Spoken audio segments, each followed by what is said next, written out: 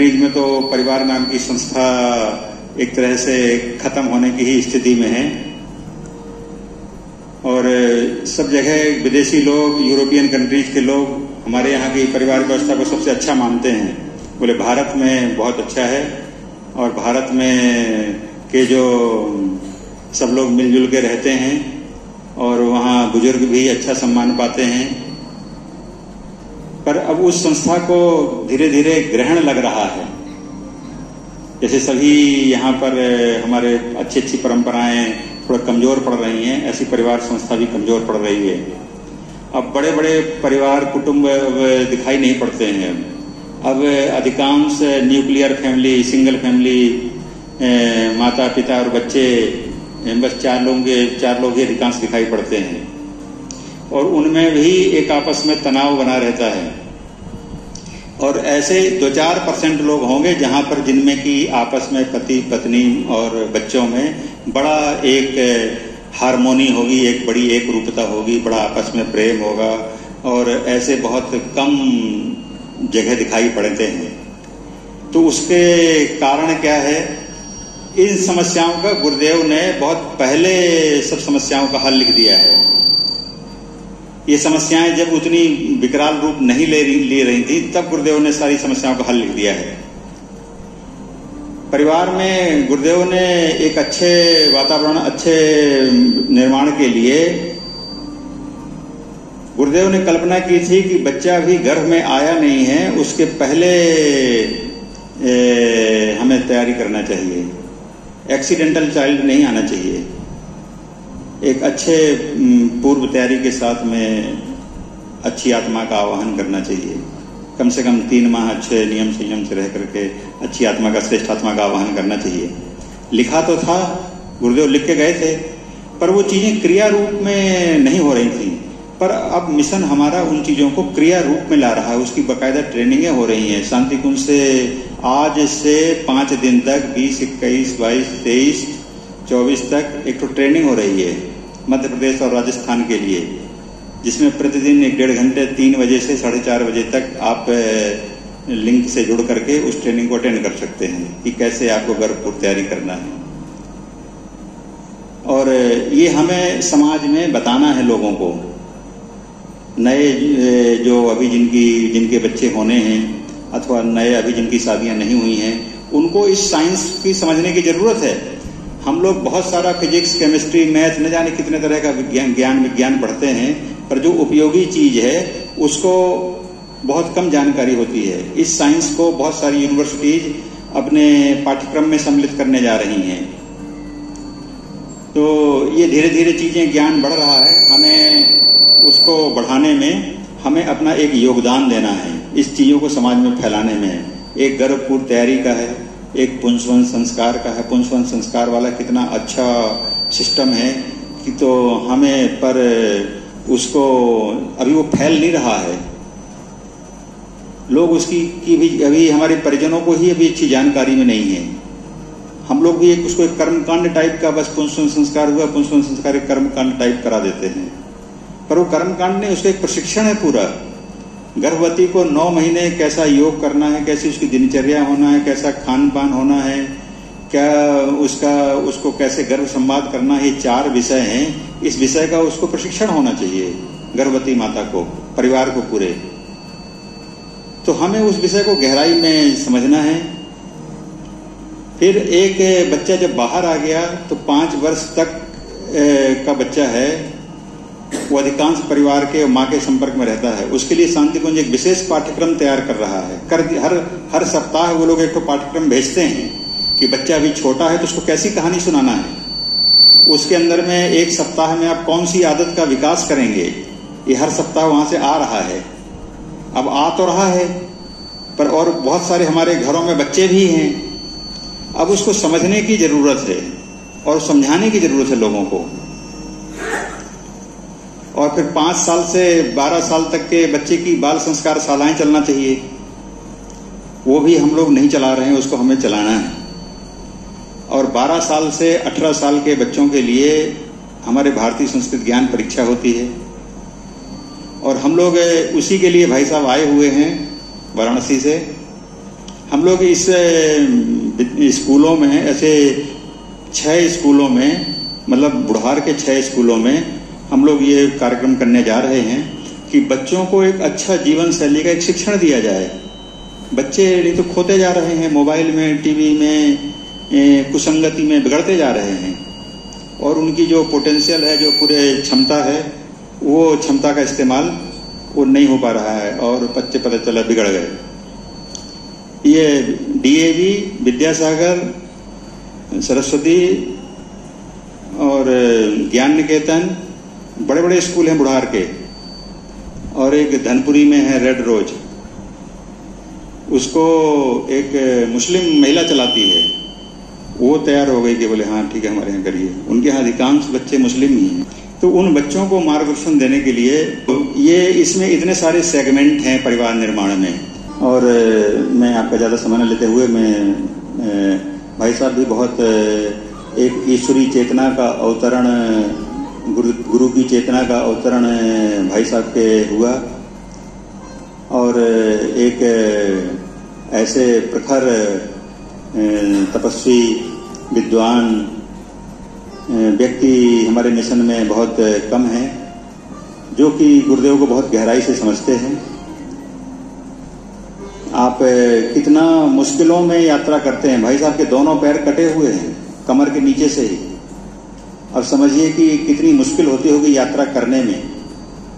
कहाँ यात्रा में, ट्रेन में, घर में तो चलो ठीक है कि आदमी व्यवस्था बनी हुई है, कैसे ट्रेन में टॉयलेट जाएंगे, कहाँ जाएंगे, कैसे उतरेंगे, कैसे चढ़ेंगे, कैसे सीढ़ी चढ़ेंगे, पर सारी इतनी मुश्किलों को पार करते हुए आप ने हिम्मत नहीं हारते हैं और गुरु जी के काम को आगे बढ़ाने के लिए निरंतर लगे रहते हैं। तो मैं भाई साहब से निवेदन करूंगा कि, और एक गुरुदेव हमारे आपके बीच में एक अवतारी सत्ता के रूप में आए हुए हैं, पर हम लोग उनको अभी गुरुदेव को एक सामान्य व्यक्ति समझ रहे हैं, एक संत, ऐसी साधारण संत पुरुष समझ रहे हैं। 2500 वर्ष बाद भगवान बुद्ध के बाद में इतनी बड़ी सत्ता आई है, इतनी बड़ी चेतना आई है, इतनी बड़ी आत्मा आई है गुरुदेव के रूप में। ये इतना सारा साहित्य कोई साधारण व्यक्ति लिख सकता है, संगठन कोई व्यक्ति खड़ा कर सकता है। तो हमें गुरुदेव को समझना है और गायत्री को अपने जीवन में उतारना है, और जिससे कि हम लोग इसको एक महान परिवर्तन होने जा रहा है, उस परिवर्तन में हमारी भी एक भूमिका हो। तो मैं आगे भाई साहब से निवेदन करूंगा कि भाई साहब इस विषय पर विस्तार से प्रकाश डालेंगे। ये इसलिए लगा के रखना पड़ता है कि जो यहाँ नहीं है उनको भी इसका लाभ मिल सके। तो होता है, परिवार के बहुत सारे बच्चे घर में होते हैं, पर जो घर से बाहर होते हैं, अपने पास नहीं होते, उनकी थोड़ी फिक्र ज़्यादा रहती है। बाबूजी ने ये कहा कि बड़ी परेशानियों को देखते झेलते हम यहाँ तक आ पाए। हमें ये लगता है कि प्रारब्धवश जो घटना सामने आई उसको तो आना ही था, लेकिन इस विपरीत परिस्थिति में भी इतनी सहजता से हो रहा है, वो बड़ा आश्चर्य है। रामचरितमानस में गोस्वामी तुलसीदास जी ने प्रारंभ में एक लाइन लिखी है, मोक होई वाचाल पंगु चढ़हि गिरिबर गहन, जा सुकृपा सो दयाल। उनकी कृपा हो जाए तो कोई कुछ भी कर सकता है। गूंगा बोलने लगेगा, लंगड़ा पर्वत लांग जाएगा। तो एक ये गुरुदेव ने अच्छा संजोग बनाया है कि उनकी कृपा का प्रमाण, यदि कोई ये कहे कि भाई आपके गुरु में क्या शक्ति है, तो वो ये देख सकता है कि बिना पैर वाले को भी गुरु जी इतना दौड़ा रहे हैं। आप विश्वास नहीं करेंगे, घर में 5-7 दिन से ज़्यादा रहने का अवसर नहीं मिलता, बाहर ही बाहर हम लोग दौड़ते हैं। तो परोक्ष रूप से तो गुरु जी की कृपा है, और एक प्रत्यक्ष रूप से हमारे भाइयों की भी बहुत कृपा है। इन लोगों का सहयोग न होता तो सच में यात्रा बहुत मुश्किल होती, मुश्किल फिर असंभव ही होता। गुरु कृपा से ये हमें प्राप्त हुए हैं। आपको लग रहा है कि ये संगीत के लिए यहाँ आए हैं, पर ये हमारे लिए आए हैं। जहाँ सीढ़ियाँ चढ़नी होती है वहाँ हमें ये अपने ऊपर उठा लेते हैं और हमें ज़मीन पे पैर रखने की ज़रूरत नहीं पड़ती। तो ये भी हमारे गुरुदेव की बड़ी कृपा है कि हमें ऐसे भाई मिले हैं और ये सब लोग अंग बन कर के काम कर रहे हैं। एक संजोग ही है, मैं कल चल रहा था स्टेशन पे, थोड़ी दूर तक चलना पड़ा क्योंकि ये तो निश्चित होता नहीं है कि बोगी कहाँ तक लगेगी कहाँ। चलते चलते मैं कह रहा था कि जब गुरु जी को पता था कि इतना चलाना है तो पैर की जगह कहीं और समस्या दे देते। फिर मैं खुद ही सोचने लगा कि कहाँ देते जहाँ दिक्कत ना होती। लगा कि सबसे आसान ये यही है, पैर के अलावा अगर किसी और अंग में दिक्कत होती तो शायद बड़ी मुश्किल होती। तो परम पूज्य गुरुदेव की बड़ी कृपा है, उन्हीं को स्मरण करके आइए आज के सत्र का शुभारंभ करें। गायत्री मंत्र का एक साथ एक स्वर में उच्चारण करेंगे। साथियों, सृष्टि का एक नियम है कि छोटी छोटी चीज में बहुत बड़ी बड़ी संभावनाएं विद्यमान होती हैं। बीज बहुत छोटा होता है लेकिन उसमें कितना विशाल वटवृक्ष की संभावना है ये समय आने पर पता चलता है। व्यक्ति बहुत छोटा है लेकिन जब उसका समय आता है और जब उसकी समस्त संभावनाएं साकार होती हैं तो वो फिर किसी शक्ति से कम नहीं होता।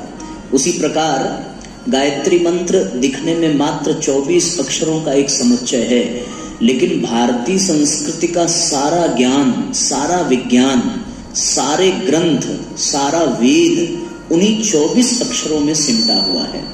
एक एक अक्षर में एक एक बीज हैं और वो एक एक बीज अपने आप में अनेकानेक विशाल वटवृक्ष की संभावना अपने भीतर समेटे हुए हैं। एक भी बीज हमारे जीवन में अगर अच्छे से उतर गया और उसको खाद पानी मिला तो निश्चित रूप से हर बीज में अनेकानेक जन्मों तक फल प्राप्त करने और सुख सुविधाओं को प्रदान करने की व्यवस्था गायत्री मंत्र में विद्यमान है। ऐसे महान मंत्र गायत्री मंत्र का हम सभी भाव भरा उच्चारण करें, जिसके विषय में स्वामी विवेकानंद ने कहा है कि भारतीय संस्कृति में, भारतीय संस्कृत के ऋषियों ने इस दुनिया को जो कुछ भी दिया है उसमें जो सर्वोत्तम चीज उन्होंने दी है वो है गायत्री मंत्र। गायत्री मंत्र से बड़ा उपहार इस संसार के लिए ऋषियों का और कुछ नहीं हो सकता। गायत्री मंत्र एक ऐसा शब्दों का समूह है जो पूरे के पूरे जीवन को बदल करके रख देता है। आप देख सकते हैं, मैंने कई बार कथाओं में भी कहा है कि एक समय हुआ करता था जब व्यक्ति घड़ी भी लगा करके चलता था, टॉर्च भी लेकर के चलता था, कैलकुलेटर भी लेकर के चलता था, छोटा सा मोबाइल भी लेकर के चलता था। और आज जब विज्ञान आगे बढ़ रहा है तो एक ही मोबाइल में उसको सारी चीजें मिल जा रही हैं। टॉर्च भी मिल रही है, कैलकुलेटर भी मिल रहा है, टाइम भी देख सकता है, बात भी कर सकता है। अभी और भी कैमरे की भी सुविधा, अभी और भी चीजें आने वाली हैं। अभी वीडियो कॉल में हम एक दूसरे को देख पा रहे हैं। ये भी हो सकता है कि हम एक स्थान से दूसरे स्थान पे पहुंचने भी वाले हों। इसी मोबाइल के माध्यम से कुछ भी हो सकता है, क्योंकि जहां तक हम आज पहुंचे हैं इसकी भी कल्पना आज से 100 साल पहले नहीं की जा सकती थी, पर आज ये सारी चीजें हो रही हैं। हम यहाँ हैं और बिना आंख बंद किए, बिना किसी योग सिद्धि को प्राप्त किए बगैर हम बहुत दूर के व्यक्ति को भी देख पा रहे हैं वीडियो कॉल के माध्यम से। हम उसकी आवाज सुन पा रहे हैं मोबाइल के माध्यम से। ये सारी चीजें हमारे लिए बहुत आश्चर्य की होती थी। इसमें लगता था कि बड़ा तप करना पड़ेगा, बड़ी सिद्धियां अर्जित करनी पड़ेंगी, तब हम यहाँ से वहां देख पाएंगे, वहां से उनकी बात सुन पाएंगे। पर एक छोटे से यंत्र ने कितना बड़ा काम करके दिखा दिया। उसी तरीके से साथियों, हम लोग नहीं जान पा रहे हैं कि गायत्री मंत्र छोटा सा है पर उसमें कितनी संभावना है। वो एक छोटा सा मंत्र, उसमें दुनिया की सारी शक्ति, सारी संभावना, सारा ज्ञान, सारा विज्ञान, समूचे ब्रह्मांड की योजना उस एक मंत्र में सम्मिलित है। आप जितना उसको उलीचेंगे उतना ही कुएं के पानी की तरीके से वो ऊपर आता जाएगा और उसका लाभ मिलता जाएगा।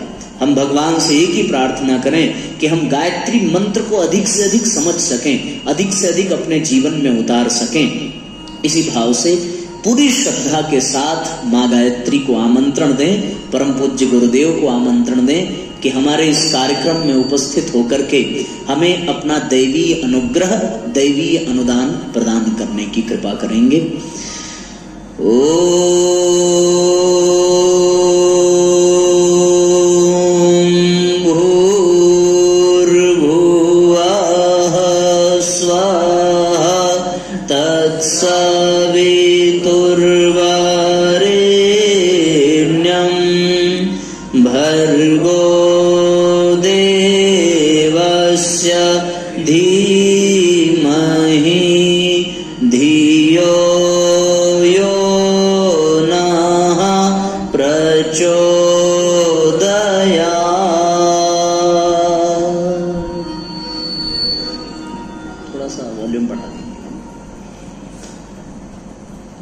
परम पूज्य गुरुदेव परम वंदनीय माता जी के सूक्ष्म संरक्षण में यहाँ इस पवित्र प्रांगण में विराजमान सभी आत्मीय बंधुओं, शक्ति स्वरूपा माताओं बहनों, आप सबको बहुत बहुत प्रणाम, आप सबका बहुत बहुत स्वागत है। आप देख रहे हैं परिवार में स्वर्गीय वातावरण कैसे बने, इस विषय पर चिंतन करने के लिए हम सभी आज यहाँ पर एकत्रित हैं और उसी विषय की ओर हम लोग आगे बढ़ें। साथियों, अपनी बात प्रारंभ करें उसके पहले ये इस कार्यक्रम का आधार कैसे बन रहा है उस पर थोड़ी चर्चा की जाए। आप सब जानते हैं समय समय पर हमारे भारतीय संस्कृति में अनेकों संस्थाएं जन्म लेकर के आती हैं और अनेकों संस्थाओं ने अपनी अपनी योजना, अपने उद्देश्य, अपनी भूमिका के आधार पर समाज के उत्थान के लिए बहुत सारे कार्य किए हैं। उन सभी संस्थाओं के तरीके से ही आज गायत्री परिवार भी एक ऐसा समूह उभर करके समाज के सामने आया है जिसको देख करके समाज में एक नई उम्मीद, एक नई आशा, एक नई ऊर्जा का संचार हुआ है। वर्तमान समय में जब चारों ओर निराशा हो, चारों ओर पाखंड हो, चारों ओर अंधविश्वास हो, चारों ओर लूटने की, अधिक से अधिक चूस लेने की भावनाएं हिलोरे ले रही हों, ऐसे समय में निस्वार्थ भाव से केवल और केवल आत्म कल्याण ही नहीं बल्कि लोक कल्याण का भी उद्देश्य लेकर के आज यदि कोई संस्था चल रही है तो वो साथियों गायत्री परिवार की है। मैं एक नहीं अनेकों बातें आपको बता सकता हूं गायत्री परिवार का आज समाज में क्या स्तर है। पिछली बार की ही बात है, बुढ़ार वाले कार्यक्रम के बाद हम लोग जा रहे थे, हमारा एक टिकट कंफर्म नहीं हो पाया था और हम लोगों ने अपने गायत्री परिवार का झोला वहां ट्रेन में टांग करके रखा। टीटी आया, उसने टिकट चेक किया, आप विश्वास नहीं करेंगे उसकी नजर झोले पर पड़ी। उसने कहा आप लोग गायत्री परिवार से हैं? हम लोगों ने कहा हाँ। बहुत सारे लोग पीछे पड़े हुए थे कि उनका टिकट कंफर्म हो जाए, उनका हो जाए, पर बिना किसी सोच के, बिना किसी प्रयास के, बिना किसी निवेदन के, केवल पीले रंग का झोला देख करके उन्होंने कहा गायत्री परिवार के लोग तो बड़े सज्जन होते हैं, पहले मैं आपका टिकट कंफर्म करता हूं। इतनी सी बात।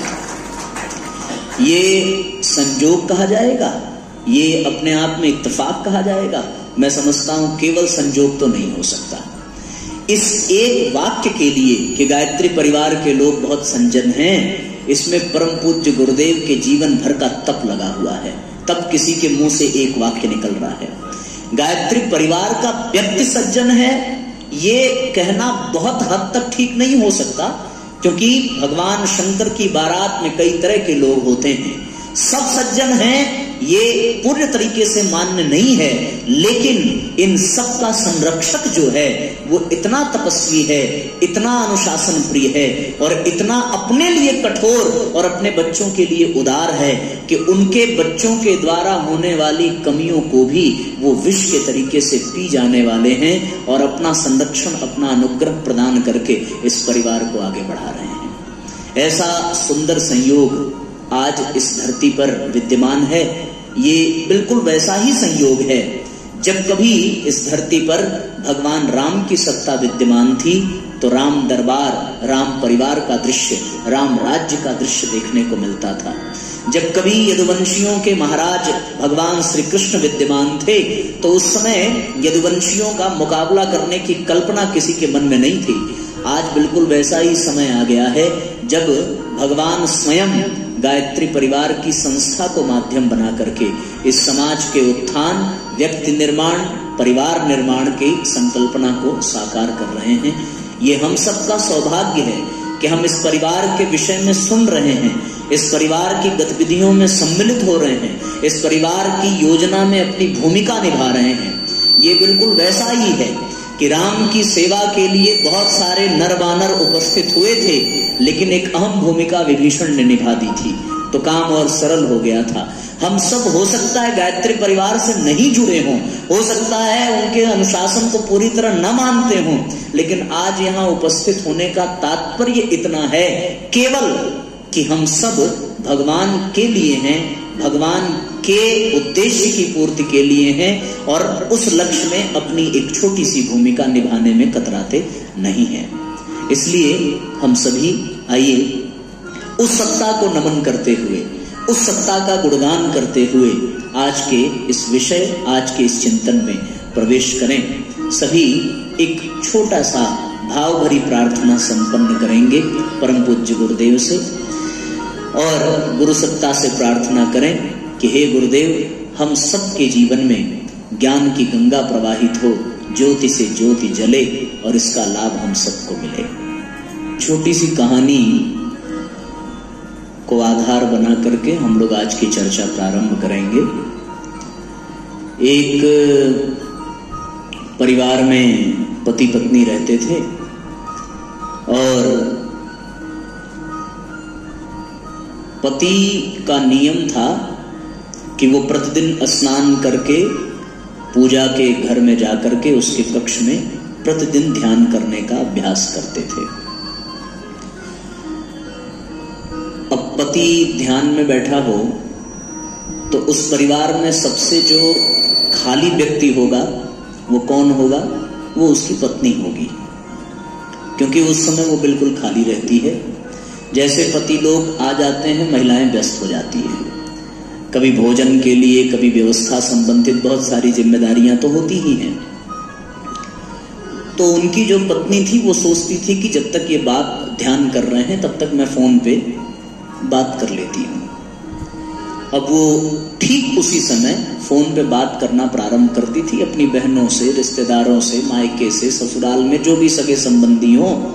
बात करते करते करते करते वो इतना आनंदित हो जाती थी, कभी आवेशित हो जाती थी कि उसकी आवाज भी तेज हो जाती थी। अब उसके बाद उस घर में और तो कोई था नहीं, तो सबसे ज्यादा जो व्यवधान होता था वो बेचारे पति को होता था, क्योंकि वो उस समय वो काम कर रहा है जिसमें शांति चाहिए और उसी समय पत्नी वो काम कर रही है जिसमें शांति हो ही नहीं सकती। बड़ा परेशान। कई बार पत्नी को समझाया, वो बेचारी कहती अच्छा ठीक है, धीरे बात करूंगी, नहीं आवाज जाएगी, पर ये क्रम चलता रहा।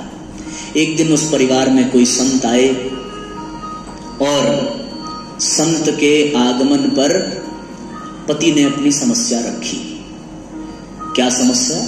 कि महाराज जी, जब मैं ध्यान करने बैठता हूं तो उसी समय इसके बात करने का समय होता है, बड़ी दिक्कत होती है। महाराज जी बड़े गंभीर हुए, उन्होंने परिस्थिति को समझा। उसके बाद उन्होंने पति से कहा कि जब आप ध्यान करते हैं तो केवल यही शोर करती है या और कोई करता है? बोले केवल यही करती है। बोले आसपास कहीं से भी कोई आवाज नहीं आती? उसने कहा कोई आवाज नहीं आती। फिर पत्नी से पूछा कि सच में केवल तुम्हारी आवाज जाती है? पत्नी के पास तो बहुत सारी बातें होती हैं। नहीं नहीं, ऐसा कैसे हो सकता है? उसी समय दूध वाला आता है, उसी समय सब्जी वाला आता है, और महाराज जी आप तो विश्वास नहीं करेंगे, सब्जी वाला बिल्कुल नीचे से चिल्लाते हुए जाता है, आलू ले लो, ऐसे जोर जोर से बोलते हुए जाता है। उससे तो इनको दिक्कत नहीं होती। हमारा ही बात करना खराब क्यों लगता है? पूरी बात ही बदल गई, पूरी परिस्थिति ही पलट गई।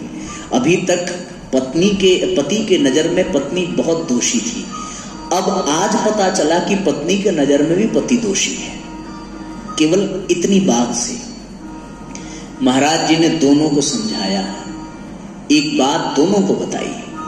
बोले दिक्कत ये नहीं है कि ये बोलती है, क्योंकि अगर बोलने से दिक्कत होती तो फिर सब्जी वाले के बोलने पे भी ध्यान भटकता, दूध वाले के भी बोलने पे ध्यान भटकता, लेकिन उनके ध्यान उनसे नहीं भटक रहा है। उसका एक ही कारण है कि उनसे शांति की अपेक्षा नहीं है, उम्मीद नहीं है, और पत्नी से चुप रहने की, शांत रहने की उम्मीद पाल ली है। यही तुम्हारी समस्या का कारण है, केवल इतना। यही बात पत्नी को भी बताई।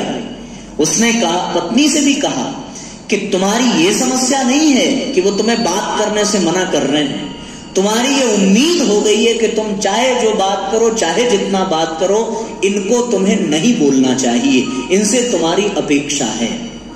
परिवार में कोई भी कष्ट हो, किसी को भी कष्ट हो, उसका सबसे बड़ा कारण एक ही है साथियों, और वो ये है हमारी अपेक्षाएं, हमारी उम्मीद, हमारी आशा, जो हम अपने परिवार के सदस्यों से अनावश्यक बांध लेते हैं। उसकी कोई आवश्यकता नहीं है, हम उनसे ऐसे ही उम्मीद कर लेते हैं। केवल इसलिए उम्मीद कर लिया कि वो पत्नी है इसलिए मान जाएगी, केवल इसलिए उम्मीद कर लिया कि वो पति है इसलिए मान जाएगा। बस इतनी सी बात यदि हमारे समझ में आ जाए तो हमारे दुख का एक बहुत बड़ा हिस्सा अपने आप समाप्त होते देर नहीं लगेगी। अब परम पूज्य गुरुदेव ने जो सूत्र दिया वो मैं आपके सामने रखूं। गुरुदेव ने कहा है कि परिवार को स्वर्गीय वातावरण बनाने के लिए जो सबसे पहला सूत्र है वो ये है कि हर व्यक्ति को अपने अधिकार की बात करने की बजाय अपने कर्तव्य पर ध्यान देना चाहिए। गुरु जी का ये पहला सूत्र। आज के परिवार की स्थिति साथियों देखने की ये है कि हम लोग अपने कर्तव्य पर ध्यान देने की बजाय अपने अधिकार पर ध्यान देते हैं। यदि हम अपना अधिकार छोड़ करके केवल कर्तव्य का पालन करें तो ये आप अवश्य मान करके चलें कि परिवार की बहुत बड़ी समस्या अपने आप समाप्त हो जाएगी। अब इसको आप अपने व्यवहारिक जीवन में झांक करके देखिए कि आपके कहां कहां अधिकार का प्रयोग करने, कहां कहां बार बार आपके द्वारा अपेक्षा, उम्मीद आपकी कष्ट का कारण बन रहा है। ये आप अपने जीवन में झांक करके देखिए, विचार करिए। हम लोगों ने अपने पति होने का कर्तव्य निभाया, हमने अपनी पत्नी होने का कर्तव्य निभाया, हमने अपने बच्चों के प्रति अपना कर्तव्य निभाया। यदि ये सारे कर्तव्य निभाए तो फिर साथियों अपने अधिकार की बात करने की कभी आवश्यकता नहीं पड़ेगी। आपने इतिहास सुना होगा, आपने पुराण सुने होंगे, और उन सब में निष्कर्ष क्या निकला? भगवान राम का परिवार बड़ा आदर्श परिवार था, इसमें कोई दो राय नहीं था। उस परिवार में सब कुछ बहुत आनंद से चलता रहा, बहुत आनंद से, कहीं कोई दिक्कत नहीं थी। दिक्कत तब पैदा हुई जब किसी एक ने अपने अधिकार की आवाज उठाई। वहीं से उस परिवार में ऐसी ऐसी विडंबनाएं उत्पन्न होने लगी कि वो परिवार तहस नहस होने लगा। सब कुछ बहुत बढ़िया चला। किसी एक मंथरा ने कैकेयी को उकसाया और कैकेयी ने अपने अधिकार की बात कर दी। जो आज तक अपना कर्तव्य निभा रही थी तो उसे कोई समस्या नहीं थी। समस्या तब हुई जब उसने अपना कर्तव्य निभाना छोड़कर अपने अधिकार की बात की। अधिकार मांगा। कौन सा अधिकार मांगा? कि तुम्हारे पुत्र के बजाय मेरे पुत्र को राज्य मिले। अधिकार की बात कर दी। ये एक अधिकार, इसकी मांग ने महाराज दशरथ को मृत्यु तुल्य कष्ट दिया। भगवान राम को वन जाना पड़ा, सीता लक्ष्मण को वन जाना पड़ा, कैकेयी को कितना बड़ा कलंक लगा। कारण सबके मूल में क्या था? कि उसने अपने अधिकार की बात की। अगर वो हमेशा के तरीके से अपने कर्तव्य का पालन करती तो निश्चित रूप से वो राम राज्य वास्तव में अद्भुत होता, वो परिवार अद्भुत होता। उस परिवार में कभी किसी के जीवन में समस्या। एक और बात कि कैकेयी को छोड़ करके बाकी हर सदस्य ने अपने अधिकार की नहीं, अपने कर्तव्य की बात की। सीता ने अपना कर्तव्य निभाया कि पत्नी को पति के परछाई के तरीके से रहना चाहिए, भले ही वो जंगल में निवास करता हो। ये सीता का अधिकार अकर्तव्य था। लक्ष्मण ने भाई का कर्तव्य निभाया, कौशल्या ने माता का कर्तव्य निभाया। आप लोगों ने कथा सुनी होगी कि जब भगवान मां कौशल्या के पास पहुंचे हैं और मां ने कहा कि राम तुमने अभी तक स्नान नहीं किया, मुहूर्त निकल जाएगा, तुम्हारा राज्याभिषेक होना है। भगवान राम ने मुस्कुराते हुए कहा कि मैया अवध का राज्य नहीं, कानन यानी जंगल का राज्य मिलने वाला है, मिला है। कौशल्या ने अपने अधिकार का प्रयोग किया। किसने राज्य दिया? बोले पिताश्री ने। पिता से ऊंचा दर्जा माता का होता है, इसलिए मैं तुम्हें यह आदेश देती हूं कि तुम उनके बात को नहीं मानोगे। फिर भगवान ने मुस्कुराते हुए कहा कि केवल पिता की आज्ञा होती तो मैं अवश्य मान जाता, पर माता कैकेयी की भी इच्छा है कि मैं वन जाऊं। अब कौशल्या ने अपने अधिकार का प्रयोग नहीं किया। अब कौशल्या ने अपने कर्तव्य का प्रयोग किया और ये कहा कि यदि मां ने भी आज्ञा दी है तब राम मैं तुम्हें नहीं रोकूंगी, तुम जहां रहोगे वहीं अयोध्या है, इसमें कोई दो राय नहीं है। यही काम सुमित्रा ने भी किया। भगवान ने लक्ष्मण से कहा कि यदि माता सुमित्रा आज्ञा देती हैं, अनुमति देती हैं, तब मैं तुम्हें अपने साथ ले जाऊंगा। माता सुमित्रा ने राम को उलाहना देते हुए कहा कि तुमने ये सोचा कैसे कि मैं लक्ष्मण को जाने से रोकूंगी? लक्ष्मण, जहां तुम्हारे राम हैं, जहां माता सीता है, तुम्हारे लिए अयोध्या वही है, तुम्हारे लिए दशरथ और सुमित्रा वही है। सबने अपने अपने कर्तव्य का पालन किया है। किसको छोड़ करके? सिवा कैकेयी को छोड़ करके। अब गलती एक ने की है, लेकिन परिणाम और कष्ट सबको मिला। उसी प्रकार परिवार का एक भी व्यक्ति यदि दोषी है तो उसके परिणाम स्वरूप पूरे परिवार को कष्ट मिलता है। इसीलिए व्यक्ति निर्माण, परिवार निर्माण, समाज निर्माण में व्यक्ति निर्माण से भी पहले परिवार निर्माण की बात परम पूज्य गुरुदेव कहते हैं।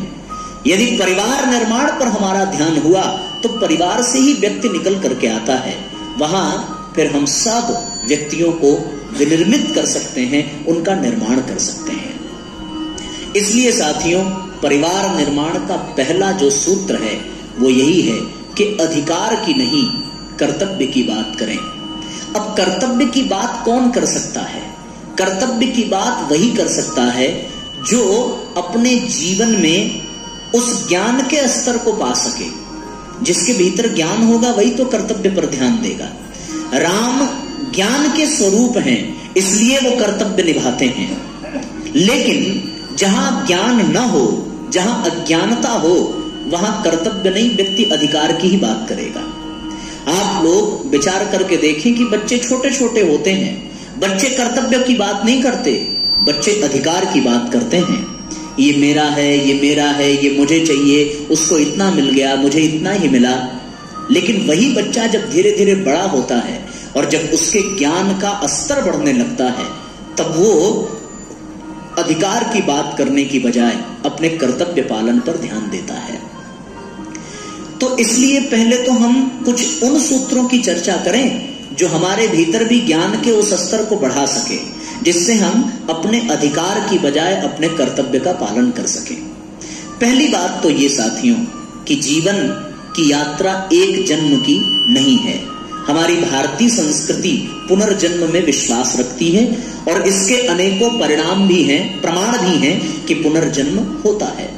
अब यदि पुनर्जन्म होता है तो केवल हमारा ही तो नहीं होगा, परिवार के सभी सदस्यों का पुनर्जन्म होगा। और अगर सब सदस्यों का पुनर्जन्म होगा तो इसका तात्पर्य यह है कि सबका कोई पिछला जन्म रहा होगा और सबका कोई अगला जन्म होगा। अब पिछला जन्म होगा तो यह भी निश्चित है कि वो न जाने किस योनि में रहा होगा। अब अगर किस योनि में रहा होगा ये भी अलग बात है, पुराना जन्म हुआ ये भी अलग बात है। तो फिर ये भी है कि उसका संस्कार भी अलग होगा, उसकी जीवन यात्रा भी अलग होगी, उसका कर्म भी अलग होगा। फिर उसका प्रारब्ध भी अलग होगा, और जब सब अलग है तो उसका चिंतन भी अलग होगा, उसका स्वभाव भी अलग होगा, उसकी आदतें भी अलग होंगी, उसका संस्कार भी अलग होगा, और आने वाला भविष्य भी उसका अलग होगा। इसमें तो कोई दो राय नहीं है। अगर हम ये सोचें कि हमारे परिवार के सभी सदस्य हमारे ही अनुसार चलें, उनका चिंतन हमारे ही अनुसार हो, तो ये भूल उसकी है या अपनी है? विचार करें तो लगेगा कि ये तो हमारी बेवकूफी है। ठीक है ना? कोई घर में स्त्री विवाह करके आई, आपने उसे अपनी पत्नी मान लिया, आपने माना तो वो आपकी पत्नी हो गई, लेकिन विचार करिए, यदि तात्विक दृष्टि से देखा जाए तो वो क्या आपकी पत्नी है? अगर आप गहराई से चिंतन करें तो वो भी अपने जीवन यात्रा का अनुपालन कर रही है, आप भी अपनी जीवन यात्रा का अनुपालन कर रहे हैं। उस जीवन यात्रा में उसकी और आपकी भेंट इस मकान में कुछ दिनों के लिए हो रही है। जब तक भगवान ने लिखा होगा, जब तक प्रारब्ध होगा, तब तक आपकी और उसकी भेंट यहां पर विद्यमान है। इसका तात्पर्य है कि वो अवश्य आपकी पत्नी बनकर के आई है, वो अवश्य आपके जीवन में आपका पति बनकर के आया, वो अवश्य आपके जीवन में आपका पुत्र बनकर के आया, लेकिन वो आपका नहीं है। वो अपनी यात्रा कर रहा है, आप अपनी यात्रा कर रहे हैं। उसका पिछला जन्म कुछ और था, आपका कुछ और है। उसका कर्म कुछ और था, उसका प्रारब्ध कुछ और था, उसके संस्कार कुछ और थे। अब उसके जब कुछ और हैं तो आपके हिसाब से कैसे चलेगा? आप विचार करके देखिए। डीवीडी प्लेयर लेकर के आइए, पेन ड्राइव लेकर के आइए, उसमें आप 90s के गाने भर दीजिए और आप उसमें से भजन बजने की उम्मीद करिए, तो क्या यह संभव है? उसमें तो भजन तभी बजेगा जब उसमें भजन भरा होगा। भरे हैं फिल्मी गाने और आप उम्मीद कर रहे हैं कि भजन हो। अब आपको तो पता ही नहीं है कि पिछले जन्म में इसकी पेन ड्राइव में क्या भरा है, ये तो आदमी जानता नहीं है। ये पूर्व जन्म में किस योनि में रही या किस योनि में रहा, इसके कौन से संस्कार के नाते ये हमारे पास आई, कौन सा हिसाब बचा है। यदि आप गहराई से सोच करके देखें तो परिणाम निकलेगा कि यहां कोई अपना नहीं है। अब कोई अपना नहीं है तो फिर रिश्ता खत्म कर दें? कैसे खत्म कर पाएंगे? क्यों नहीं खत्म कर पाएंगे? इसलिए नहीं खत्म कर पाएंगे क्योंकि वो आया ही इसीलिए आपके जीवन में कि उसका प्रारब्ध पूरा हो सके। हर व्यक्ति एक दूसरे से जुड़ा हुआ है, कोई किसी से अलग नहीं है। आपका उसके साथ जब तक हिसाब पूरा नहीं हो जाएगा तब तक आप अलग होंगे ही नहीं, इसमें कोई दो राय नहीं। एक छोटी सी घटना आपको बताऊं, परम पूज्य गुरुदेव ने लिखा है और ये सत्य घटना है। दो दोस्त विदेश में गए नौकरी करने के लिए, प्रदेश गए, वहां उन्होंने नौकरी करना, व्यापार प्रारंभ किया। दोनों ने 2-2 हजार रुपए अपने पास से लगाए, हुए 4,000। बिजनेस करना प्रारंभ किया, बिजनेस बढ़ता गया। बिजनेस में बहुत मुनाफा हुआ। एक साल में इतना मुनाफा हुआ कि दूसरे वाले दोस्त के मन में लोभ पैदा हो गया कि ये मुनाफा का आधा हिस्सेदार ये भी होगा, अगर मैं मुनाफे का आधा हिस्सा देने की बजाय इसकी हत्या कर दूं तो ये पूरा हमें मिल जाएगा। उसने योजना बनाई, हत्या करी और वो मर गया। उस दोस्त के घर पे उसकी पत्नी, उसके बच्चे के लिए उसने कुछ पैसे भिजवाए, ये कह करके कि उसकी तो मृत्यु हो गई, पर उसने इतना पैसा कमाया था और भिजवाया कितना? 2,000। जितना उसकी मूल राशि थी उतना भिजवाया। आगे समय बीतता गया, उसके मित्र की शादी हुई, उसका भी बच्चा हुआ। बच्चा जब जवान हुआ तो वो बीमार पड़ा तो उसका इलाज प्रारंभ हुआ। अब तो ये बहुत बड़ा सेठ बन गया था, बहुत पैसे वाला बन गया था, अब कोई दिक्कत नहीं थी। बड़े बड़े डॉक्टरों के यहाँ, बड़े बड़े लोगों के यहाँ संपर्क था, इलाज प्रारंभ हुआ। रोग का पता ना चले, पैसा पानी की तरह बहता चला गया। 1 महीने लगातार अस्पताल में पैसा बहाने के बाद वो पिता हाथ अपने सिर पे रख करके रोते हुए एक कोने में बैठा हुआ था। पुत्र ने पूछा कि पिताजी आप उदास क्यों हैं? पिता ने कहा कि मैंने जितनी संपत्ति बनाई थी वो सब तुम्हारे इलाज में लगा दी, फिर भी तुम्हारे रोग का न पता चला न तुम्हारे स्वास्थ्य का। आप विश्वास नहीं करेंगे, वो लड़का अचानक बिस्तर से उठा, उसकी आवाज बदल गई और उसने पूछा आप मुझे पहचान रहे हैं? पिता को आश्चर्य हुआ। बच्चे ने फिर पूछा आपको याद नहीं होगा, मैं याद दिलाता हूं। ये जितनी संपत्ति आपने बनाई थी उसमें आधे का हिस्सेदार मैं भी था। सारी संपत्ति आपकी चली गई क्योंकि आपने मेरे साथ गलत किया था। अभी भी आपके पास मेरा 2000 रुपया बचा हुआ है। अब मैं मरूंगा तो उसी 2000 रुपए से हमारा आप अंतिम संस्कार करेंगे। उससे ज्यादा 1 रुपया नहीं लेकर के जाऊंगा।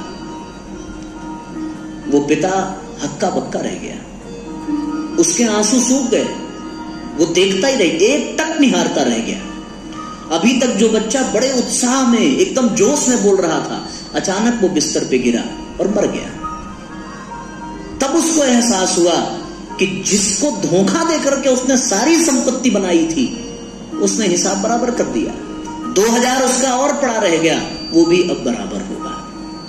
तो एक बात तो तय है कि यहां चाहे पुत्र के रूप में कोई आवे, चाहे पिता के रूप में कोई आवे, चाहे माता के रूप में कोई आवे, चाहे पत्नी के रूप में, चाहे पति के रूप में, हर व्यक्ति अपना अपना हिसाब पूरा करने के लिए आया है।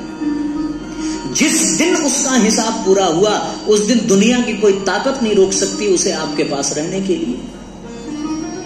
वो चला जाएगा, आप चाह के भी उसे नहीं रोक सकते। इस दृष्टि से यदि आप देखें तो आप अपने अधिकार नहीं, अपने कर्तव्य पर ध्यान दे पाएंगे। तत्वज्ञान ये कहता है कि कोई किसी का है ही नहीं है। साथी है मित्र गंग के जल बिंदु पान तक, अर्धांगिनी चलेगी केवल मकान तक। साथी भी चलेंगे केवल शमशान तक, और पुत्र भी चलेगा तो केवल अग्निदान तक। उसके आगे आपके कर्म ही जाएंगे और कुछ भी जाने वाला नहीं है। सबका साथ वहीं तक का है। अब जब सबका साथ वहीं तक का है तो साथियों विचार करके देखिए, सोच करके देखिए। हम लोग ये उम्मीद कर लेते हैं कि हमारा अधिकार है, लेकिन ये संभव नहीं है। क्यों? क्योंकि जिसे आपने अपना पुत्र समझा वो इस जन्म में आपका पुत्र है, पर हो सकता है पिछले जन्म में आपका बाप रहा हो, और आने वाले जन्म में आपका दादा बन जाए। कौन जानता है? तो अगर जब कोई नहीं जानता है तो फिर काहे के लिए मरे जा रहे हैं? आदमी समझ नहीं पाता, कोई किसी को समझ नहीं पाता। पत्नी अपने अधिकार के लिए लड़ती है, पति अपने अधिकार के लिए लड़ता है। लड़ते लड़ते लड़ते लड़ते वो नहीं जानते कि उसकी पेन ड्राइव में क्या भरा है, उसकी पेन ड्राइव में क्या भरा है। दोनों लड़ रहे हैं, इतने में एक छोटा और पेन ड्राइव आ जाता है, फिर उसको भी वो नहीं समझ पाते। सब शिकायत करते हैं कि ये हमारी बात नहीं सुनता, हमारी बात नहीं मानता। मानेगा कैसे? पिछले जन्म में आपने माना ही नहीं होगा। ये सूत्र कहता है कि हमें अधिकार नहीं, कर्तव्य पर ध्यान देना चाहिए। भगवान राम ने अधिकार की बात नहीं की, कर्तव्य का पालन किया। अब भगवान राम वो तो जानते हैं कि हमें वन क्यों जाना पड़ रहा है। एक दो ने अनेकों वन में जाने के कारण है। अंत आते आते महाराज दशरथ को भी पता चल गया कि हमें पुत्र वियोग में क्यों मरना पड़ रहा है। वो जान रहे हैं कि ये पुत्र की प्राप्ति इसीलिए हुई है क्योंकि यही हमारी मृत्यु का कारण बनेगा। श्रवण कुमार का श्राप था, तो जाना ही पड़ेगा, वो रोक नहीं सकते। अब उनका प्रारब्ध जितना था तो भगवान के बाप होने के बाद भी वो न बच सके। हम आपकी तो औकात ही क्या है? हम लोग अपना बेटा, अपनी पत्नी, अपनी पुत्री, अपना पति, अपने माँ बाप इस मोह जाल में इस प्रकार जकड़े हुए हैं कि हमारा जो घर का आंगन है वो अपने आप में रणांगन बना हुआ है, युद्ध का मैदान बना हुआ है। आप अपने हिसाब से चलाना चाह रहे हैं, वो अपने हिसाब से चलाना चाह रहा है, पर सच्चाई ये है ना आप अपने हिसाब से चला सकते हैं, न वो अपने हिसाब से चला सकता है। सब केवल और केवल प्रारब्ध के हिसाब से चलते हैं। न राम दशरथ को अपने हिसाब से बना पाए, न दशरथ राम को अपने हिसाब से रोक पाए। जो भावी थी, जो विधना थी, वो हो करके रही, उसको कोई रोक नहीं पाया। हाँ, दशरथ को ज्ञान न हो सका तो वो मर गए, पर राम ज्ञानी थे इसलिए वन में भी मुस्कुराते रहे, वन में भी पूजनीय रहे। राम को पता है कि वो वन क्यों जा रहे हैं, उनको अपने पूर्व जन्मों का ज्ञान है। हमें आपको पूर्व जन्मों का ज्ञान नहीं है। राम को अच्छे से पता है कि उनके वो जा रहे हैं तो सीता हरण होगा, अयोध्या का राज्य उन्हें फिर मिलेगा, सब इसलिए पता क्योंकि वो ज्ञानी हैं, उनको जानकारी है, हमको आपको नहीं है। अब हमको आपको नहीं है तो फिर सूत्र क्या कह रहा है? गुरुजी यही कह रहे हैं कि भैया जब नहीं है तो काय अधिकार के लिए मरे जा रहे हो? अपने कर्तव्य का ध्यान रखो, और कर्तव्य का यदि ध्यान रखा गया तो निश्चित रूप से आपको कभी भी कष्ट होने वाला नहीं है। अगर कर्तव्य नहीं आपने निभाया है तभी आपको कष्ट होगा, अन्यथा तो एक संतोष होता ही है। हर व्यक्ति जानता है कि भैया ये कोमा में चले गए, अब ये जीवित नहीं होंगे, ये ठीक नहीं होंगे, फिर भी वो इलाज करता है। किस लिए? केवल इसलिए कि इस बात की संतुष्टि रहे कि हमने अपना प्रयत्न किया, अपना कर्तव्य निभाया, आगे उनकी मर्जी। और हर व्यक्ति जो ये कह करके काम करता है वही प्रसन्न रहता है। डॉक्टर ने ऑपरेशन कर दिया, ऑपरेशन के बाद डॉक्टर कहता है कि भैया हमारी जिम्मेदारी पूरी हुई, हमने अपना कर्तव्य निभा दिया, अब आगे ईश्वर की इच्छा। उसी प्रकार यदि हम भी सारे कार्य अपनी ईमानदारी से करें, सब कुछ समझदारी से करें, सब कुछ जिम्मेदारी से करें, और करने के बाद ये कह दें कि आगे राम जी की इच्छा, जो होना होगा होगा, तो फिर बताइए कष्ट होगा? कभी नहीं होगा, कभी हो नहीं सकता। जहां जहां अधिकार की बात होती है वहां वहां युद्ध होता है, फिर वो परिवार नहीं रह जाता। दुर्योधन ने अधिकार ही तो मांगा था। जब तक पांडव संतोष करते रहे तब तक युद्ध बचा रहा, जब पांडवों ने भी अधिकार मांग लिया तो हो गया महाभारत। इसलिए साथियों, जीवन में पहला सूत्र है, अधिकार को छोड़िए, कर्तव्य का ध्यान रखिए। आपके हिस्से का जो होगा उसे दुनिया की कोई ताकत नहीं छीन सकती, और आपके हिस्से का जो नहीं होगा उसे कोई आपको दे नहीं सकता। ये प्रकृति है, ये कर्म फल का विधान है, इससे कोई बचने वाला नहीं है। कर्म फल के नाते ही प्रत्येक व्यक्ति एक दूसरे से जुड़ा हुआ है। कर्म प्रधान विश्व करी राखा, जो जस करहि सो तस फल चाखा। लक्ष्मण गीता में भगवान लक्ष्मण ने निषाद राज जी को यही कहा है, काहु न को सुख दुख कर दाता, सब कृत कर्म भोग सब भ्राता। सब अपने अपने ही कर्म भोग रहे, कोई किसी का कर्म नहीं भोग रहा। आप कल्पना करके देखिए, इस कर्म के बंधन में, इसके अनुशासन में न केवल आप बंधे हैं, बल्कि इस संसार को चलाने वाला भी बंधा है। भगवान कथा आती है कि किस तरीके से वृंदा और वृंदा का पति जालंधर भगवान शिव से युद्ध हुआ। भगवान विष्णु ने वृंदा के साथ छल किया, उनके सतीत्व को नष्ट किया, तब जाकर के भगवान शिव ने जालंधर का वध किया। वही जालंधर रावण बन करके आया, वही भगवान शिव हनुमान बन करके आए, वही विष्णु राम बन करके आए। अब ये कर्म का ही भोग है। कर्म का भोग कैसे? भगवान विष्णु से मदद मांगी भगवान शिव ने, तो अगले जन्म में उनको भगवान विष्णु की सेवा करनी पड़ी। कर्म फल के नाते वो शिव से हनुमान बने। उन्होंने जालंधर की पत्नी का सतीत्व नष्ट किया भगवान विष्णु ने, वही विष्णु राम बन करके आए। और फिर जालंधर जो रावण बना था उसने क्या किया? सीता के सतीत्व को नष्ट करने का प्रयत्न किया। नष्ट हुआ कि नहीं हुआ, लेकिन अग्नि परीक्षा तो देनी पड़ी। ये केवल और केवल कर्म फल का विधान है। अब गाड़ी इतने पे रुक जाए ऐसी बात नहीं है। वही रावण आगे चल करके शिशुपाल बना, वही सीता आगे चल करके रुक्मिणी बनी, वही राम आगे चल करके कृष्ण बने। इस बार राम की पत्नी रावण ने हरी थी, उस बार शिशुपाल की मंगेतर, शिशुपाल से माता रुक्मिणी का विवाह निश्चित हो गया था, तो भगवान कृष्ण ने माता रुक्मिणी का हरण किया। विवाह नहीं किया, हरण किया। अब ये कर्म फल का विधान। वो हरण करके सोने की लंका में ले गया, ये हरण करके सोने की द्वारिका में ले गए। वो भी समुद्र के किनारे लंका, द्वारिका भी समुद्र के किनारे। सारा हिसाब कर्म का चल रहा है। अब जब कर्म का ही हिसाब है तो आपका बेटा आपके हिसाब से नहीं चलेगा, अपने प्रारब्ध के हिसाब से चलेगा। फिर आप अपने बेटे के हिसाब से नहीं चलेंगे, आप भी अपने प्रारब्ध के हिसाब से चलेंगे। इसलिए साथियों, निष्कर्ष क्या निकला? अब हमारे बेटे के प्रति कर्तव्य क्या है, वो निभाना आवश्यक है। हमारी उसके प्रति क्या जिम्मेदारी है, उसको पूरा करना है केवल। वो हम करने से यदि चूके तो एक नया प्रारब्ध बन जाएगा, एक नया कर्म फल बन जाएगा, और यदि हम वो करते रहे तो फिर कभी भी नहीं बनने वाला है। विभीषण ने बहुत अपने भाई को समझाया, अपना कर्तव्य निभाया विभीषण ने, वो नहीं माना, तब उसे लंका के हित के लिए भगवान राम से मित्रता करनी पड़ी।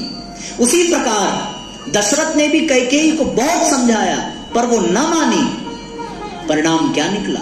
भगवान कृष्ण ने दुर्योधन को बहुत समझाया, अपना अपना कर्तव्य सब ने निभाया है, कोई पीछे नहीं हटा। अगर ये कर्तव्य न निभाते तब अवश्य ही उसका दोष उनको लगता कि आपने प्रयत्न किया होता तो ये चीज न होती, लेकिन हाँ, कर्तव्य निभाया तो बात बन गई, उसका अपराध नहीं लगा। इसलिए भैया, जीवन में हम सब ये सूत्र अपने जीवन में धारण करें। केवल एक ही बात कि हम अपने कर्तव्य को निभावें। हमारा कर्तव्य क्या है? अब आप समझिए कि आपका केवल एक ही कर्तव्य हो ऐसी बात नहीं है, क्योंकि आप किसी के पुत्र हैं, किसी के पिता हैं, किसी के पति हैं, किसी के भाई हैं। सबका अपना अपना कर्तव्य है। पुत्र होने के नाते क्या कर्तव्य है, पिता होने के नाते क्या कर्तव्य है, भाई होने के नाते क्या कर्तव्य है, पति होने के नाते क्या कर्तव्य है। आपको सारे कर्तव्य, सारे कर्म निभाने पड़ेंगे। कभी कभी ऐसा भी होगा कि दो कर्तव्य एक साथ टकराएंगे, जैसे प्रहलाद के सामने टकराया। प्रहलाद भगवान के भक्त हैं तो भक्ति का कर्तव्य क्या है, और हिरण्यकश्यप के पुत्र हैं तो पुत्र का कर्तव्य क्या है। फिर आपको दोनों में तुलना करनी पड़ेगी, जो ज्यादा आवश्यक हो उसका पालन करना पड़ेगा। इसी को धर्म संकट कहते हैं, जो हर व्यक्ति के जीवन में आता है, खासकर सबसे पहले पति के जीवन में आता है। पति के सामने हमेशा धर्म संकट, एक तरफ पत्नी खड़ी रहती है, दूसरी तरफ माता खड़ी रहती है। उसे पति का भी धर्म निभाना है, उसे पुत्र का भी निभाना है। पति का निभावे तो माँ के नजर में दोषी, पुत्र का निभावे तो पत्नी की नजर में दोषी। माँ कहेगी कि पत्नी का गुलाम बन करके बैठा है, पत्नी कहेगी हमेशा माँ के आंचल में छिपा रहता है, बेचारा करे तो करे क्या। उस धर्म संकट की स्थिति में भी कर्तव्य का पालन करना है। कौन सा कर्तव्य? फिर इन्हीं कर्तव्यों को जानने के लिए हमें सत्संग, इतिहास, पुराण आदि घटनाओं से प्रेरणा लेनी चाहिए। पिता तजो प्रहलाद विभीषण बंधु भरत महतारी, गुरु बलि तजो कंत ब्रजपन तन भय मुद मंगलकारी। उन लोगों ने उस परिस्थिति में कौन सा कर्तव्य निभाया? उस परिस्थिति में जो कर्तव्य निभाया तो हमें भी उनसे प्रेरणा लेकर के निभाना पड़ेगा। चाणक्य नीति में कहा गया है, त्यजेदेकम कुलस्यार्थे ग्रामस्यार्थे कुलम त्यजेत। कुल के कल्याण के लिए यदि ग्राम का, एक के कल्याण के लिए कुल का त्याग करना पड़े, उल्टा हो गया। त्यजेदेकम कुलस्यार्थे, एक का त्याग करो यदि उसके त्याग से कुल का कल्याण होता है। और फिर ग्रामस्यार्थे कुलम त्यजेत, गांव के कल्याण के लिए यदि कुल का त्याग करना पड़े तो भी कोई बुरी बात नहीं है। ग्रामम जनपदस्यार्थे, जनपद के कल्याण के लिए यदि गांव का त्याग करना पड़े तो भी कर देना चाहिए। और आत्मस्यार्थे पृथ्वीम त्यजेत, यदि आत्म कल्याण के लिए धरती का त्याग करना पड़े तो कर देना चाहिए। भगवान बुद्ध ने, सिद्धार्थ ने सब कुछ त्याग किया, वो बुद्ध बने, तो इसका उन्हें अपराध क्यों नहीं लगा? क्यों? क्योंकि उन्होंने आत्म कल्याण के लिए त्याग किया था। और फिर उस आत्म कल्याण के पश्चात उन्होंने लोक कल्याण में न जाने कितने परिवार का उद्धार किया। इसलिए साथियों, जीवन में हम सभी धर्म संकट से ऊपर उठें और ऊपर उठ करके अपने अपने कर्तव्य का पालन करें, अधिकार की बात न करें। आपका जो अधिकार होगा उसे मिलने से कोई रोक नहीं सकता। कैकेयी को मिला, वो राजमाता बन पाई? नहीं बन पाई। भरत माने? नहीं माने। कभी कभी इंसान अधिकार के चक्कर में पड़ करके जो कुछ प्राप्त है उसे भी गंवा देता है। ये वही वाली घटना होती है, रोज सोने का अंडा दे रही है, पिटवा फाड़ करके अंडा सब निकाल लो, न सोने का अंडा मिलेगा और निष्कर्ष निकलेगा कि मुर्गी भी हाथ से चली गई। इसलिए साथियों, पहला सूत्र, अधिकार की नहीं कर्तव्य की बात करें। एक बात। दूसरा, एक एक और छोटी सी कहानी आपको सुनाएं। अब तो प्रारंभ में एक कहानी सुनाई थी तो उसका विस्तार हुआ, अब एक और कहानी स्मरण में आ रही है। एक बार क्या हुआ, एक आदमी ने रेस्टोरेंट खोला जहां लोग भोजन करते हैं, भोजनालय। उस भोजनालय में 2-3 महीने तक कोई खास भीड़ नहीं हुई। बेचारा प्रयास करता कि अच्छे से चले, अच्छे से चले, अच्छी बात है, चले। लेकिन 2-3 महीने के बाद कुछ भीड़ बढ़ने लगी। जब भीड़ बढ़ने लगी तो अब उसमें लाइन से बहुत सारे लोग आते, खाते, पैसा देते, चले जाते। एक व्यक्ति ऐसा था जो आता, भोजन करता, भीड़ के ही साथ आता और भीड़ के ही साथ चला जाता। उसके यहाँ काम करने वाले ने शिकायत की कि ये तो बाप देखिए दादा, ये आता है, खाता है, पैसा नहीं देता, चला जाता है। मालिक ने उस पर अगले दिन नजर गड़ाई, उसने भी देखा ये आया, खाया, बिना पैसा दिए चला गया। अगले दिन उसने उसका पीछा किया। उसने ये देखा कि ये कोई खास व्यक्ति नहीं है, बहुत गरीब है, साधु है, सज्जन है, खाने के लिए नहीं है, आता है, भोजन करता है, चला जाता है, दिन भर अपनी झोपड़ी में रहता है। जब खाने का समय होता है तब वो आकर के भोजन करता है। अब वो ये प्रतीक्षा करने लगा कि आज ये फिर आएगा।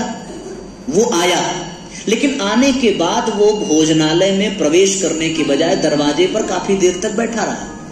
और काफी देर तक बैठा रहा। बैठे रहने पर अचानक से भीड़ आई, उस भीड़ में वो सम्मिलित हुआ, भोजन किया, फिर चला गया। नौकर ने जाकर के कहा कि आपने इस बार भी उसको जाने दिया, आपने पैसा नहीं मांगा। तब मालिक ने नौकर से कहा कि मैंने उसको 2 दिन फॉलो किया, उसकी गतिविधियों को देखा और ये पाया। क्या पाया वो अब मैं तुम्हें बताता हूं। उसने कहा कि ये व्यक्ति रोज आता है और आने के बाद मेरे भोजनालय के दरवाजे पर बैठता है और वहां बैठ करके केवल एक प्रार्थना करता है कि हे भगवान, जल्दी से भीड़ आए, उस भीड़ में हम सम्मिलित हों, अंदर जाएं और खा करके बाहर निकल जाएं। उन्हें आज समझ में आया कि 3 महीने तक भीड़ क्यों नहीं आई, और अब भीड़ आने शुरू हो गई तो कमाई बढ़ रही है। और अगर मैं ये कहूं कि भीड़ केवल इसकी बार बार दरवाजे पर बैठकर प्रार्थना करने से आ रही है तो ये क्या गलत होगा? निष्कर्ष क्या निकला? निष्कर्ष ये निकला कि इतना बड़ा रेस्टोरेंट चल रहा है, हम लोग तो कई दिन से चला रहे थे, भीड़ नहीं आई, लेकिन ये रोज प्रार्थना कर रहा है। हो सकता है इसी की प्रार्थना सुनकर के भीड़ आ रही हो, हमारा रेस्टोरेंट चल रहा हो, और ये बिना खाए जा रहा है तो फिर क्या, बल्कि हम तो इसके ऋणी हैं, है ना? तो एक दूसरा सूत्र यहां से हम परिवार के निर्माण का ले सकते हैं। कौन सा? वो ये, हो सकता है हमारे परिवार में ऐसे कई लोग हों जो अनुपयोगी हों, जो आपकी नजर में खटक रहे हों, जो आपकी नजर में एकदम बेकार पड़े हों, जो केवल आपको परेशान कर रहे हों। पर ये कौन जानता है, हो सकता है उन्हीं के भाग्य से हमारा परिवार चल रहा हो सकता है कि नहीं हो सकता? मानो तो, न मानो तो फिर जैसे चल रहा है वैसे ही चलेगा। लेकिन इतना ही केवल मान लिया तो अब जिससे आपको नफरत हो रही थी, जिससे आपको घृणा हो रही थी, जो आपकी नजर में बुरा था, जो आपकी नजर में परेशानी का कारण था, वही आज आपके नजर में सबसे अधिक मूल्यवान हो जाएगा। उसके प्रति आपका नजरिया बदल जाएगा। सब पैसे देकर के जाते थे, ध्यान नहीं गया, एक ने बिना पैसे के खाया, उसी पर ध्यान गया, वही नजर में खटकने लगा, और 2 दिन बाद उससे ज्यादा पूजनीय और कोई नहीं था। लग रहा था कि भगवान इसी के कारण भीड़ भेज रहे हैं। तो हमें अपना दृष्टिकोण बदलना पड़ेगा, हमें अपने भीतर आत्म भाव विकसित करना पड़ेगा, परिवार को परिवार समझना पड़ेगा, परिवार के सभी सदस्यों को अपना समझना पड़ेगा, तब जाकर के परिवार में आनंद आएगा। हम लोग परिवार को परिवार ही नहीं समझते, हम लोग भाई को भाई नहीं समझते, हम लोग माँ बाप को माँ बाप नहीं समझते। अगर हम वास्तव में जो जो है उसको वैसा ही मान लें, समझ लें, तो फिर बात बनेगी या बिगड़ेगी? कभी नहीं बिगड़ेगी, हमेशा बनेगी। आप खुद सोचिए, आप अपने दिमाग को ऐसा ट्रेंड करिए कि आप जब अपने मां के सामने हो तो आपको कैसे व्यवहार करना है, और आप जब अपने पुत्र के सामने हो, पत्नी के सामने हो, तो कैसा व्यवहार करना है। हम लोग जिंदगी में इतना उलझ गए हैं कि सबसे एक ही तरह का व्यवहार कर जाते हैं, और उसी नाते फिर विखंडन होता है, अपशब्द का प्रयोग होता है, गलत भावनाएं पैदा हो जाती है, होता है ना। ये निष्कर्ष निकल करके आता है। आप इस पर गहराई से चिंतन करिए। पहला सूत्र तो ये था कि अधिकार का नहीं कर्तव्य का प्रयोग करना है। दूसरा सूत्र ये है कि सब में अपनी ही आत्मा देखनी है, आत्मभाव को विकसित करना है। एक और बात कि साथियों, इसी कहानी से एक और प्रेरणा ये मिलती है कि हम परिवार में कुछ कर रहे हैं तो इस भाव से कर रहे हैं कि बदले में हमें ये मिलेगा। अगर इस भाव से करेंगे तो फिर आप कभी भी अपने कर्तव्य का पालन नहीं कर पाएंगे। आप माँ बाप की सेवा इसलिए कर रहे हैं कि आपके माँ बाप आपको ये कहें कि भारत में ऐसा कोई पुत्र नहीं है, और यदि उन्होंने ये कहना छोड़ दिया तो अब माँ बाप की सेवा बंद।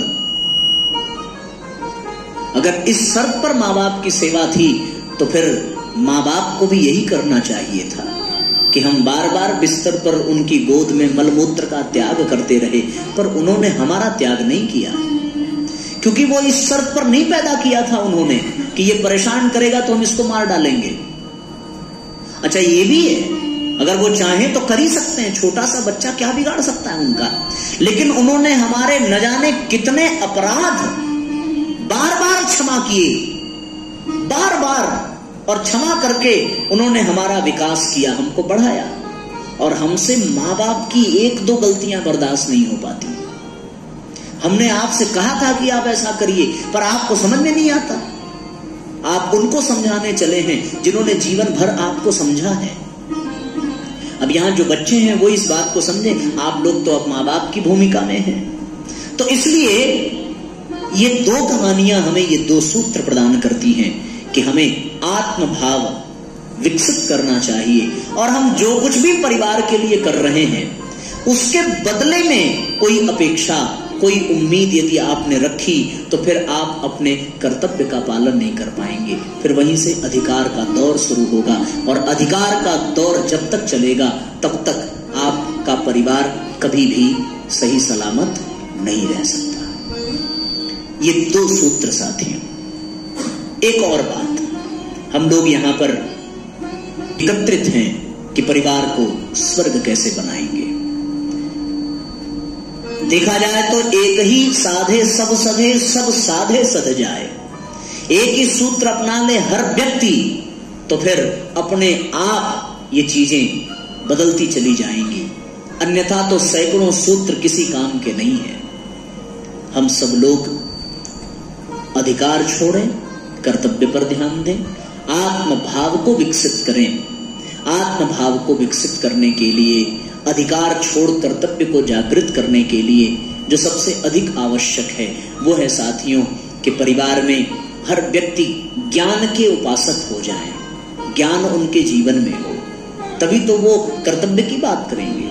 उनके ज्ञान का स्तर बढ़ा हो, उनके सुसंस्कारिता का स्तर बढ़ा हो, उनकी सुव्यवस्था का स्तर बढ़ा हो, उनकी श्रमशीलता का स्तर बढ़ा हो, तब जाकर के बात बनेगी। तब परम पूज्य गुरुदेव ने कहा कि परिवार में सुविधा के साथ साथ संस्कार का होना बहुत आवश्यक है।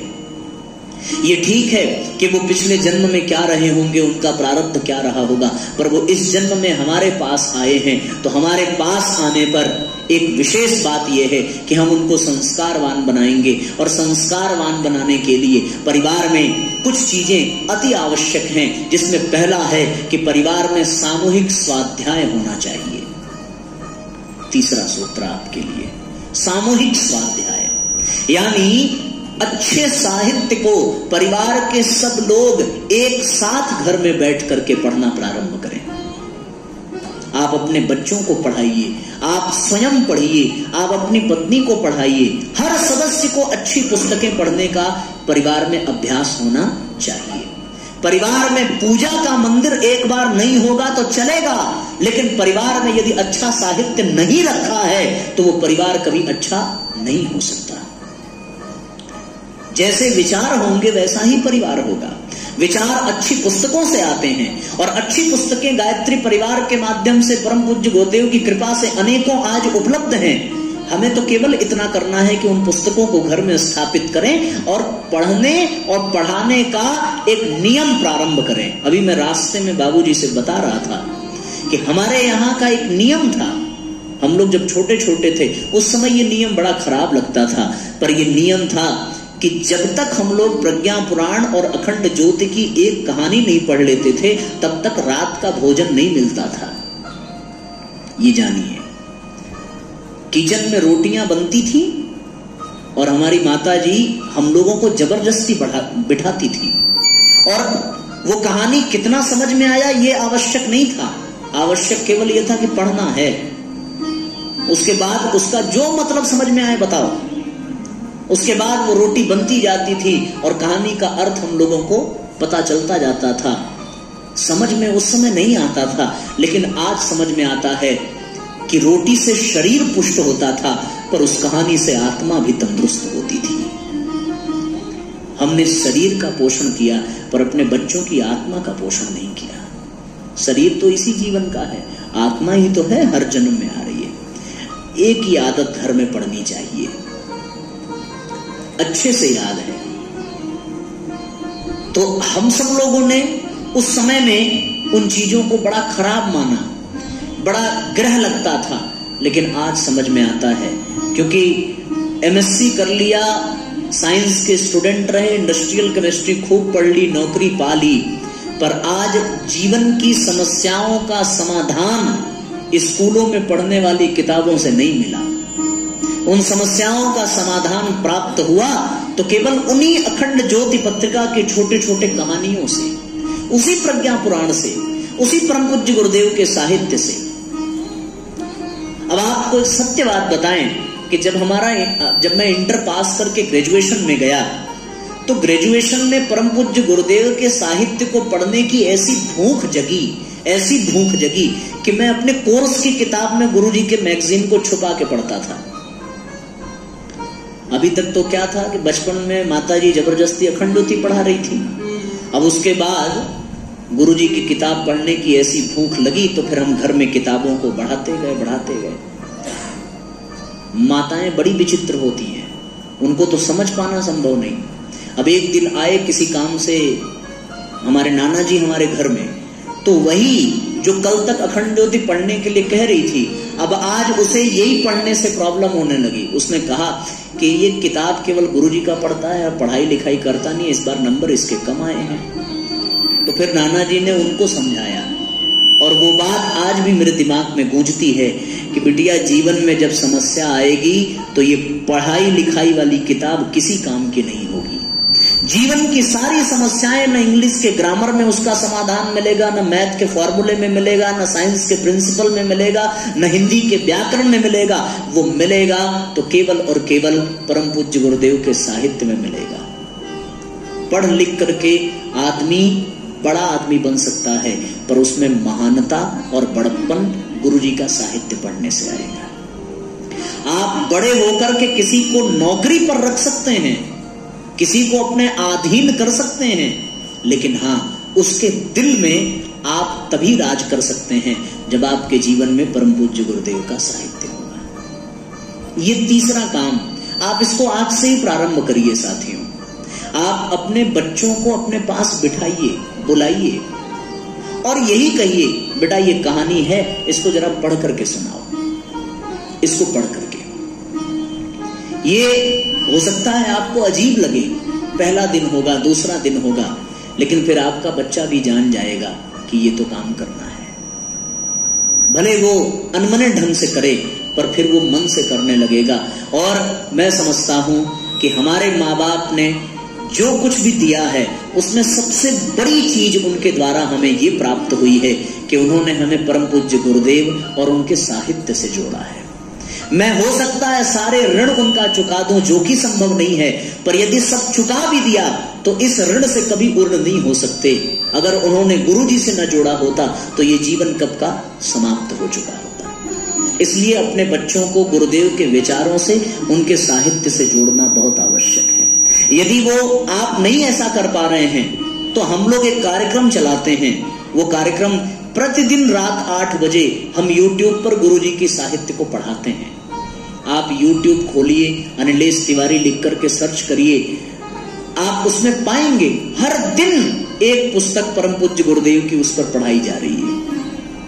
आज उसका 1165वां दिन है, 1165, और 400 लोग पढ़ते हैं हमारे साथ। 400 व्यक्ति, 400 परिवार, व्यक्ति तो नहीं कहूंगा, 400 परिवार, जिसमें से लगभग 100 परिवार ऐसे हैं कि 8 बजने के समय उनके घर में सारा काम बंद हो जाता है, एक कमरे में पूरा परिवार एकत्रित होकर के स्वाध्याय सुनता है। एक बहुत सफल अभियान है और इसकी गूंज पूरे हिंदुस्तान में है, हर व्यक्ति जानता है।